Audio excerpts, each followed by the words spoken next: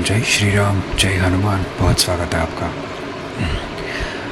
अगर पूजा पाठ में या भक्ति में आपसे कुछ गलती हो जाए तो आप उन गलतियों से कैसे क्षमा मांगे अपने प्रभु से, अपने इष्ट से, और कैसे आप अपने आप को वापस भक्ति में लाएं, आप अपने आप को शुद्ध करें। देखिए, कई बार ऐसा होता है कि आप भक्ति भाव करते हैं परंतु किसी के बहकावे में आने के कारण आपने जो प्रभु से वचन लिए थे, आपने जो अपने इष्ट से वचन लिए थे, जैसे कि आप हनुमान जी की भक्ति कर रहे हैं, आपने हनुमान जी से वादा किया था कि आप ब्रह्मचर्य का पालन करेंगे और प्याज, लहसुन, अंडा, मांस का आप सेवन नहीं करेंगे, शराब आदि का आप सेवन नहीं करेंगे, लेकिन आपने गलती से या किसी के बहकावे में आने से आपने अपना नियम तोड़ दिया।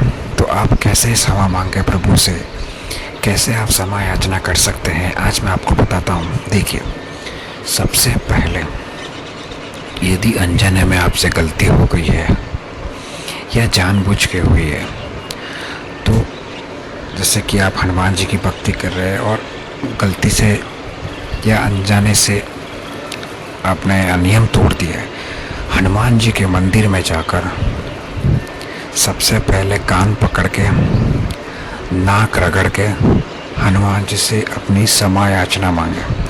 हनुमान जी से आप विनती करें कि प्रभु, इस बार मेरे से ये गलती हो गई है, अगली बार मैं गलती नहीं करूँगा, मैं आपका कभी भी नियम नहीं तोड़ूँगा, मैं आपको वचन देता हूँ। ये बोलकर आप हनुमान जी महाराज जी से कान पकड़कर क्षमा मांगिए।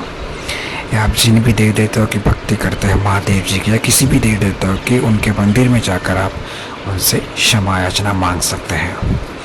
क्षमा याचना मांगने से तथा उनके मंदिर में उनके मंत्रों का जाप करने से,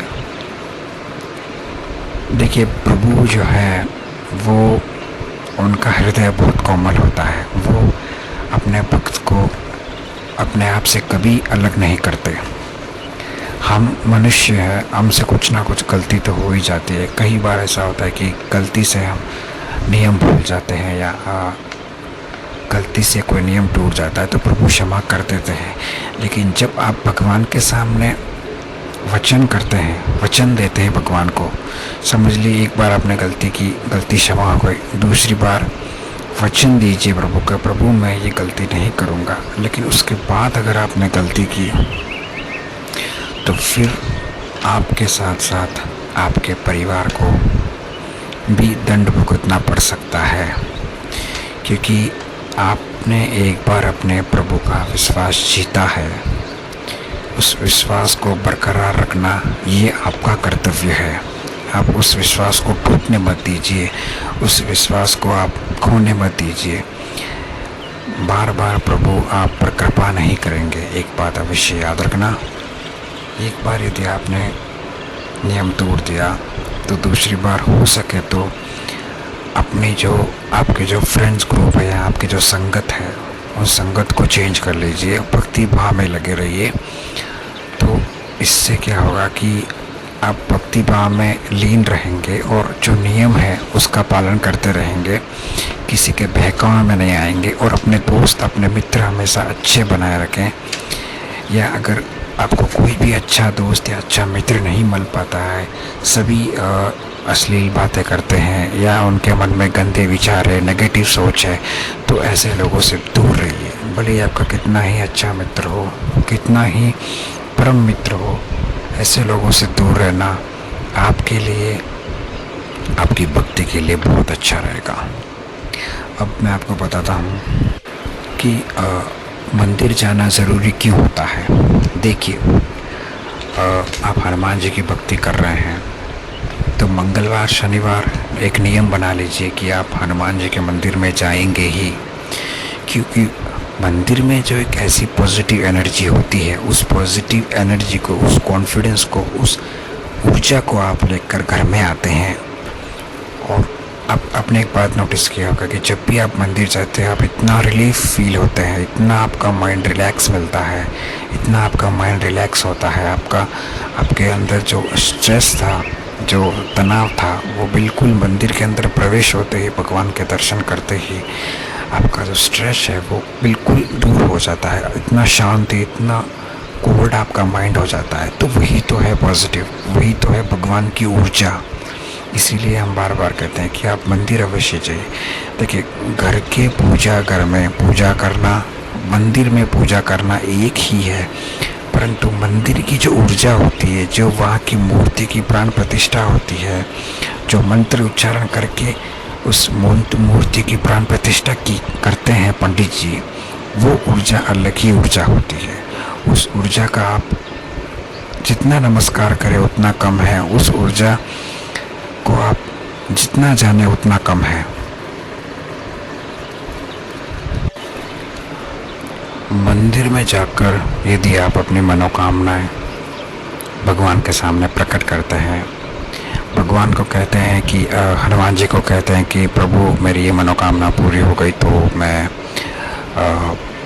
11 या 21 अकेले प्रसाद के रूप में लोगों को बांटूंगा, ठीक है। तो यदि आपकी मनोकामना पूर्ण हो जाती है तो आप प्रसाद के रूप में 11 या 21 केले या 50-51 केले, जितने भी आपकी इच्छा हो, उतने प्रसाद के रूप में हनुमान जी महाराज के प्रसाद के रूप में हनुमान जी के भक्तों को बांट सकते हैं आप। बहुत ही अच्छा काम है, बहुत ही पुण्य का काम है। आपकी मनोकामना पूर्ण होने पर आप प्रभु से ये वचन लीजिए कि प्रभु मेरा कोई भी कार्य पूरा होने पर मैं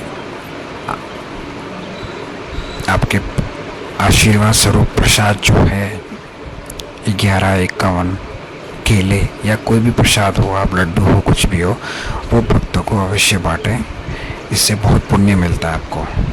और जितना हो सके उतना 11 या 21 हनुमान चालीसा अवश्य पढ़िए। हनुमान चालीसा पढ़ने से कंसंट्रेशन बना रहता है, आपका भक्ति बनी रहती है। हनुमान चालीसा एक बहुत ही अच्छी, बहुत ही पॉजिटिव ऊर्जा है जो आपके परिवार की रक्षा करती है। एक सुरक्षा कवच का काम का कार्य करते हैं हनुमान चालीसा। इसलिए हनुमान चालीसा बहुत ज़रूरी है आपको पढ़ना। कभी भी आपका ध्यान नहीं भटकेगा, कभी भी आपका ध्यान अश्लीलता की ओर नहीं जाएगा। हनुमान चालीसा सदा पढ़ने से आपको पॉजिटिव और नेगेटिव के बारे में पता चलेगा, धर्म अधर्म के बारे में पता चलेगा, हनुमान जी की भक्ति के बारे में पता चलेगा, आपको श्री राम जी की महिमा के बारे में पता चलेगा। जैसे ही आप हनुमान चालीसा पढ़ते हैं, आप श्री हनुमान जी का गुणगान करते हैं, ऑटोमेटिक आप श्री राम जी से जुड़ जाएंगे। श्री राम जी को आप श्री राम जी की महिमा को आप आसानी से पहचान पाएंगे। इतनी ताकत है हनुमान चालीसा में, इतनी पॉजिटिविटी है हनुमान चालीसा में। प्रतिदिन 10 या 11 या 21 हनुमान चालीसा पढ़ने से आपके पूरे घर में पॉजिटिव ऊर्जा फैलती है। और जो भी आपके कार्य में रुकावट है, बाधाएं हैं, या जो भी बंधन है, जिन्होंने कोई भी कुछ भी गलत क्रिया या ऐसा कुछ किया होगा, वो हनुमान चालीसा के माध्यम से वो सारी क्रियाएं नष्ट हो जाती है और एक पॉजिटिव ऊर्जा सी फैलती है। इसलिए धूप दीप जलाकर हनुमान जी के कपूर से आरती करके आप हनुमान जी को प्रसन्न कर सकते हैं, हनुमान जी की कृपा प्राप्त कर सकते हैं। सबसे पहले तो आपको राम नाम का जाप करना होगा, फिर उसके बाद आप हनुमान चालीसा पढ़िए, बहुत लाभ मिलेगा इससे। और जो ऊर्जा आपके शरीर में प्रवेश होगी, पॉजिटिव ऊर्जा, वो फिर आपको भक्ति की राह पर लेके ही चली जाएगी और आपको ऐसे ऐसे अनुभव महसूस होंगे जैसे आपने कभी जीवन में सोचा ही नहीं होगा। तो ये मैंने बताई थी आपको कुछ बातें, जिन बातों को आप अवश्य ध्यान रखिए और हनुमान जी की भक्ति करते रहिए, अपने इष्ट की भक्ति करते रहिए, उनके मंत्रों का जाप सदा करते रहिए। और यदि अब तक आपने हमारे चैनल को लाइक और सब्सक्राइब नहीं किया है तो लाइक और सब्सक्राइब कीजिए, हमारे चैनल को शेयर कीजिए, ताकि जो भी भटके हुए धर्म से भटके हुए लोगों के जो भी गलत कार्य कर रहे हैं, उनको हमारे इस वीडियो के माध्यम से वो सही राह पर आए, वो धर्म के राह पर आए, वो हनुमान जी को पहचाने, वो श्री राम जी को पहचाने, उनकी भक्ति पहचाने, उनके मंत्र जपे, ताकि उनमें भी वो नेगेटिविटी निकल जाए और उनमें भी वो पॉजिटिविटी प्रवेश होती रहे। तो आज के लिए इतना ही। बहुत बहुत धन्यवाद। लाइक और सब्सक्राइब करना मत भूलिएगा। जय श्री राम, जय हनुमान।